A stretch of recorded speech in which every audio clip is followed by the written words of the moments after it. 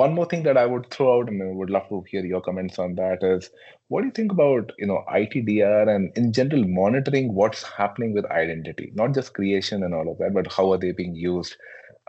What's your take on that and its role in cyber defense for modern organizations as they go, to one cloud and multiple clouds and so on? Overall, many of these Ankush policies, be it ITDR and other, are heavily within IAM space or are pretty much driven by our compliance in nutshell.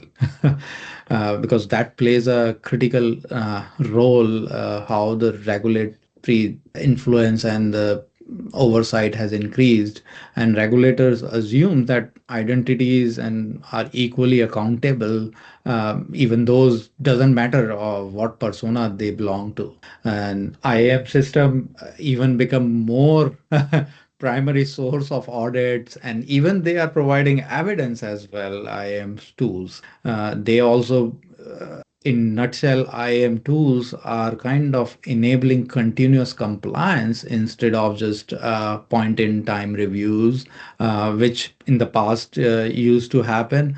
So if you kind of take all these into account these days, these enforcement is very much required, because in an organization with these many access, if an organization is not aware of who has access to what, they will easily be in a kind of a big security risk, and that per risk their customer at the end.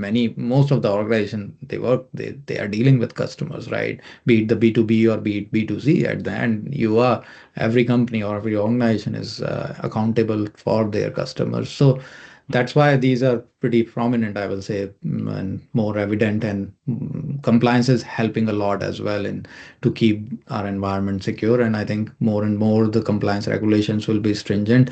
I think more tools will move towards automating these processes and making these processes more efficient and easy to manage. Sure. And I mean, since identity has become a focal point, in the perimeter, it also becomes natural that it becomes, I mean, it's a focal point for the attackers. It's a focal point in the perimeter. That's why the attackers are focusing on it.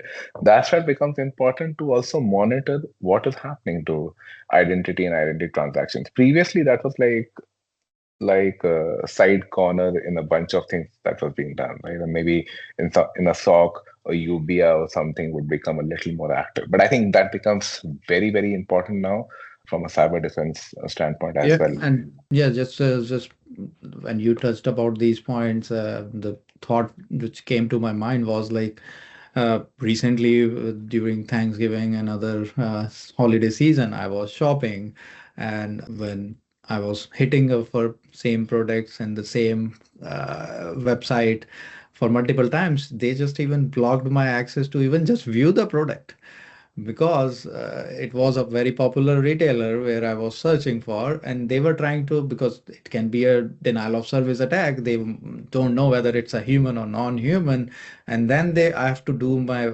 further validation, and then it allowed me to kind of browse the product.